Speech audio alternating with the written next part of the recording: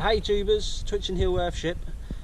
I don't know if you remember me mentioning it in the previous video about harvesting water from our roof. I'm actually going to be able to show you this right now. So a quick rundown. So our roof is corrugated, uninsulated that side, but it will be insulated. Now the insulated side of the roof is 100mm of insulation, and then it's sandwiched in tin, and under here is nice and dry. Up here it's like it's raining. Now I'll just go up onto the, I'm sorry I haven't got a better light, but this might help you see what's going on.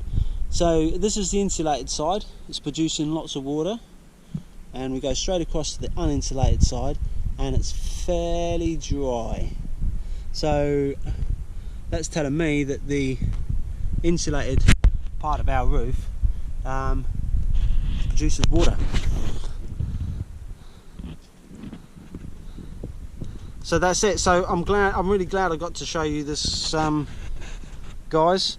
It might look a little bit unimpressive to some people, but what we've got here is a roof that is producing water in a dry country, and that's just from, I believe, just from the design. See this side under here, I don't know if you can see, it's actually quite damp, but this side, where it's got the second skin on, it's actually dry.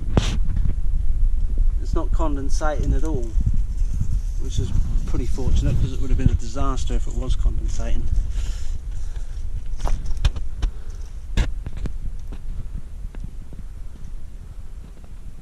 Yeah, so there you go.